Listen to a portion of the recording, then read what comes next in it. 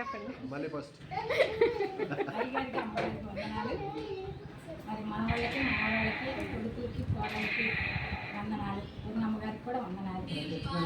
అయితే మనకు వివాహం అయ్యేటప్పటికి 18 సంవత్సరాలు ఉంటాయి. జక్కయ్య గారు నన్ను చేసుకున్నప్పుడు నాకు దేవుడు అంటే తెలియదు.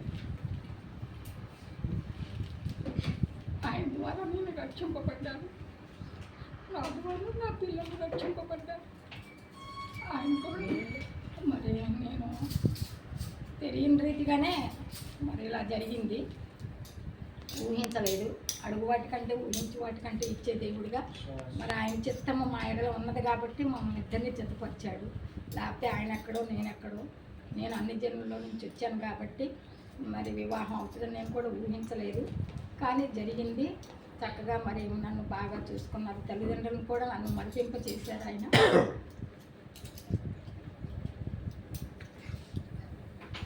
ఇప్పుడు వరకు నా తల్లిదండ్రులు నేను చూడలేదు. వచ్చాక వాళ్ళు ఆ క్రీస్తు ప్రేమ నాకు చూపించబట్టి నేను దేవుళ్ళు నిలబడగలిగాను. అటు అత్తగారు కానీ ఆడపడుచులు కానీ అందరూ కూడా నా ఎడల ప్రత్యేకమైన ప్రేమ చూపించబట్టి మరి తల్లిదండ్రులు మరిపింపు చేశారు. అక్కడ నాకు నా స్థితి ఏంటో నా గతి ఏంటో ఆయనకి తెలుసు కాబట్టి అదే రీతిలో పెంచి పోషించుకుంటూ ఇప్పటి వరకు తీర్చిదిద్దారు నన్ను. 60 సంవత్సరాలు కూడా దేవుడు ఎంతో కాచి కాపాడాడు. అలాగే కుమారులు మరి కోడళ్ళు కూడా మంచి వారిని ఇచ్చాడు దేవుడు. మేము ముందుగానే ప్రార్థన చేసుకునే వాళ్ళం. ఎవరు ఎక్కడ ఉన్నారో ఎతకలేము యేసయ్యా, మీరే చూపించండి, మాకు తగిన కుటుంబాలు చూపించమని అడిగినప్పుడు మరి మాకు ఫ్యామిలీ ఫస్ట్ దొరికింది. అలాగే నా నడువుల్లోనే 2 కోడళ్ళు దొరికారు. అలాగే మరి స్వాతమ్మ కూడా మంచిగా మా మధ్య దొరికింది. అందుకు వందనాలు. అల్లుడి గారు కూడా ఊహించని రీతిగా ఆయన కూడా మరి మంచిగా మా మధ్యలోకి నడిపించారు. నా భర్త గారు కూడా ఎప్పుడు నాకు దొరికిన ఈ అంకులు ఏపరాళ్ళు అందరూ కూడా మంచి వాళ్ళు ఫ్యామిలీ దొరికినని ఆయన ఎంతో సంతోషించేవారు. అలాగే ఆయన మరి మీకు వందనాలు, స్తుతులు, స్తోత్రములు. ఆయన మరి ఆయన దేవుడు నన్ను నడిపించిన విధానంకి వందనాలు. ఎందుకంటే ఆయన ప్రార్థన చేసేటప్పుడు నేను కూడా మోకరించేదాన్ని. ప్రార్థన ఏ విధంగా చేయాలో కూడా నాకు తెలియదు. ఆయనతో పాటు నేను మోకరించేదాన్ని. స్తుతి స్తోత్రం అలాగ అనేదాన్ని అంతే. ఇంకా ప్రార్థన చేయమన్నా కూడా నేను చేసేదాన్ని కాదు. చాలా కాలం తర్వాత పెద్ద బాబు పుట్టాడు. 1 ఇయర్లోనే పుట్టిన తర్వాత ఆ బాబు ఒక రోజున అంటే అన్ని జనులుగా వచ్చాను కాబట్టి ఒక సాక్ష్యం ఉండాలి కాబట్టి పెద్ద బాబు పుట్టినప్పుడు 9 నెలలు ఉంటాయి. ఒక రోజున ఆయన డ్యూటీకి వెళ్ళిపోయారు. బాగా ఏడుస్తున్నాడు. అప్పుడు దాకా ఆడుకున్న మనిషి అప్పుడు దాకా ఏడుస్తున్నాడు. ఎందుకు ఏడుస్తున్నాడనని స్నానం చేయించాను. ఏడుస్తుంటే పాలు ఇస్తుంటే పాలు తాగట్లే. ఏంటి పాలు తాగకుండా ఇంత ఏడుస్తున్నాడు, పాలు తాగట్లేదని చూస్తే ఆ పెద్ద బాబు కనుగుడ్డులో నాకు జీసస్ దర్శనమిచ్చాడు. దర్శనమిచ్చి నిన్ను ఇట్లా మన ఫోటో ఉంటుంది కదా ఆయన దర్శనం ఫోటో, ఆ ఫోటో నుంచొని అంగి వేసుకొని ఇలాగ దీవించారు నన్ను. ఆ దీవినే ఈ బిడ్డల దీవెన ఆయన నడిపింపి నాకు నేను అలా రాగలిగాను. చాలామంది అన్నిలు చేసుకుంటే క్రిస్టియన్స్ని చేసుకున్న వాళ్ళు ఆ దేవుని తెలుసుకున్న వాళ్ళు అన్ని జనుల్లోకి వస్తారు. కానీ నేనే ఆయనలోకి వెళ్ళిపోయి ఈ విధంగా ఆశీర్వదించబడ్డానని నేను గ్రహించుకుంటాను. మరి ఆయన చేసిన మేళ్ళన్నీ కూడా బిడ్డల ముందు మరి చెప్తాను. దేవుడు ఇలా చేశాడు, అలా నడిపించాడు. మరి 12 సంవత్సరాలు నడిచామంటే ఒరిస్సా రాష్ట్రంలో భాష రాని ప్రాంతాల్లో మరి భాష నేర్పించాడు. భాష కొరకు ప్రార్థన చేశాను, భాష నేర్పించాడు. బిడ్డలు ఎడంగా ఉన్నారు అనుకున్నప్పుడు మరి బిడ్డలు కూడా హాస్టల్లో పెట్టి మేము చదివించగలిగాము. మరి అది కూడా ఒక ఇదే అన్ని సంవత్సరాలు ఎన్నో ప్రయాణాలు చేశాం. ఎప్పుడు కూడా ఏది ప్రమాదం జరగల. ఆయన ఎడల మా ఎడల ఆయన కృప ఉన్నదని మేము గ్రహించాము. ఎన్నో ప్రయాణాలు రాత్రి అనక పగలనక రిజర్వేషన్ లేక ఉండి అట్లా చేశాము. మరి బిడ్డలు కూడా దానికి తగ్గట్టు తగిన ప్రతిఫలం మాకు ఇచ్చారు. అవి పెద్ద పెద్ద జీతాలు కూడా కాదు, మాకు చిన్న చిన్న జీతాలతోనే బిడ్డలను అట్లా పోషించుకొని ఒక క్రమంలో వాళ్ళు కూడా ఉండబట్టి మరి మేము ధైర్యంగా అన్ని సంవత్సరాలు ఉండగలిగాము. మరి పెద్ద బాబు మేము ఒరిస్సా వెళ్ళేటప్పటికి 10th రిజల్ట్స్ వచ్చాయి. చిన్న అబ్బాయినేమో 6th హాస్టల్లో వేసాము. ఇద్దరు ఒక చోట ఉంటారు, కొంచెం బెంగగా ఉండాలని. తర్వాత ముందుగానే పాపని 7th నెల్లిమల్ల విజయనగరం జిల్లాలో హాస్టల్లో పెట్టాము. రెసిడెన్షియల్గా సీట్ వస్తే ఇంకా ఆ విధంగా 3 దారులు, మేము ఒక దారి.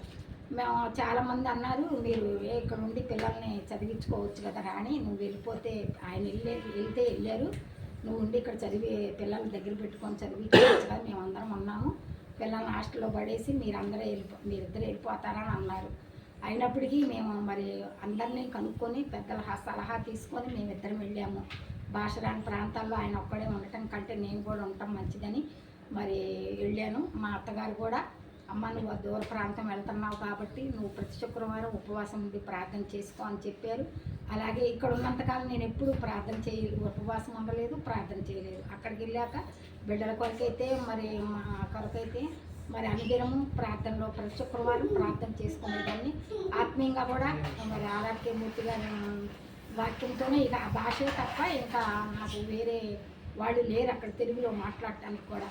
ఇక వాక్యం వచ్చిందంటే 7ంటికి వాక్యం వినేదాన్ని. మళ్ళీ ఆయన రాకపోతే లేట్ అయితే ఏసయ్య ఆయన రాలేదు, నాకు మరి టెన్షన్ లేకుండా నెమ్మది దయచేయమని ప్రార్థన చేసేదాన్ని. అలాగా దినం ఎక్కువ ఆయన వస్తానంటానికి రాకపోతే నాకు టెన్షన్గా ఉండేది. అట్లా ఇట్లా మాట్లాడేదాన్ని, ఏసయ్య నడిపించమని. అట్లాగే లేట్ అయినా వచ్చేవారు. అలాగా విశ్వాసంలోకి నేను ఇంకా ఎదగటానికి సహాయం దయచేశారు. అలాగే చిన్న కుమారుడు ఒకసారి విజయనగరంలో ఉన్నప్పుడు మరి ముందు గదిలో 4 గదులు వరుసన ప్రార్థన చేసుకుంటాను నాన్న, నేను చివరి రూమ్లో నువ్వు నన్ను డిస్టర్బెన్స్ చేయకని చెప్పాను. చెప్తే వాడేం అట్లా ముందు గదిలో కూర్చున్నాడు. మధ్యలో వచ్చిన మాట అమ్మ అని పిలిచారు. పిలిస్తే ఏంటి నేను చెప్పొచ్చాను కదా, మరి మళ్ళా పిలిచాడేంటి చిన్నోడు, నేను పిలవద్దని చెప్పాను కదా అని అంటే అమ్మ అని పిలిచాను అని చెప్పారు. పిలిస్తే ఎందుకు నాన్న నేను ప్రార్థన చేసుకుంటూ డిస్టర్బెన్స్ చేసామనంటే నేను ఇప్పుడు వచ్చానమ్మా, నేను రాలేదు అని అన్నారు. అంటే ఇక తర్వాత నేను గ్రహించుకోవాలి, ఇలా పిలుస్తారు ఇలా వస్తారు ఏనని గ్రహించుకోలేదు. కానీ ఆయన పిలుపు విన్న అచ్చం చిన్నోడు మాటే. ఆ రోజు ప్రార్థన చేసుకున్న బయటకు వచ్చారు. నా ప్రార్థన ద్వారా పక్కన వాళ్ళు కూడా వాళ్ళు హిందువులు, అమ్మ మీ ఇంట్లో మంచి వెలుగు కనపడింది అని వాళ్ళే చెప్పారు మాకు. మీ ఇంట్లో మంచి ఆరాధన జరుగుతుంది, ప్రార్థన, మేము కూడా వచ్చాము మీతో పాటు అని కూడా చెప్పారు. అదొకట సాక్ష్యము. ఇంకా నమ్మకంగా దేవుళ్ళలో ఉండటానికి అన్ని జనులకు ఒక సాక్ష్యంగా ఉండాలి కాబట్టి దేవుడు ఆ విధంగా నన్ను బలపరిచాడు. మంచి కుటుంబము, మరి అత్తమామలు కూడా మరి సేవలో ఉండటం, మరి ఒక ఎటు తప్పిపోకుండా ఆయన కానీ నేను కానీ మంచిగా ఒక నడవడిలో ఒక మార్గంలో నడిపించారు నన్ను. అత్తగారు ఆడపడుచులు కూడా, ఆయన కూడా అంతే ప్రేమ నాకు చూపించబట్టే నేను తల్లిదండ్రులని మరిపింప చేశాడు నన్ను. మరి రూతు ఇప్పుడు వదినమ్మ అన్నయ్య పామలి వాళ్ళు అడిగారు, మీరు రూతులాగా వచ్చి మిమ్మల్ని మీ ద్వారా ఆశీర్వదించబడింది కుటుంబం అని చెప్పారు. దేవునికి ఎంతగానో వందనాలు. ఈ 60 సంవత్సరాలు కూడా నాకు మంచి ఆరోగ్యం, శక్తిని, బలం ఇచ్చాడు. ఈ చిన్న సాక్ష్యం చెప్పుకోవడానికి ఇచ్చినందుకు కూడా వందనాలు. మరి ఆత్మీయంగా కూడా నేను ఇంకా బాగా ఎదగాలి, ప్రార్థనలో ఉండాలి. ఆ తర్వాత ఇంకోసారి కూడా పెద్ద బాబు చిన్నప్పుడే నైట్ టైము ఒకసారి బాగా ఏడ్చాడు. ఇలాగే కడుపు నొప్పేమోనని నూనె వేసి చిన్న గిన్నెలో ఆయిల్ వేసి వాటర్ వేసి ప్రార్థన చేసి పోసిన తర్వాత తగ్గిపోయింది. తర్వాత తలుపు కొట్టారు ఒకళ్ళు వచ్చి, నాకు భయం వేసింది. 8:30 అయింది. జక్రయ్య గారు బయటికి వెళ్ళి రాలేదు. ఎవరు అంటే మాట్లాడట్లేదు. భయం వేసి నేను తీలా. మరి ఆయనే వచ్చారేమో, వస్తే అప్పుడు తీసి ఉంటే ఇంకా ఎలా ఉండేదాన్ని దేవుళ్ళో అని అనిపిస్తూ ఉంటుంది నాకు ఒక్కోసారి. ఇదంతా కూడా దేవుని చిత్తము మా ఎడలని నేను అనుకుంటాను. నాకు నా తోబుట్టువులు కూడా అన్నయ్యలు 3, అక్కలిద్దరు, నేను లాస్ట్ దాన్ని.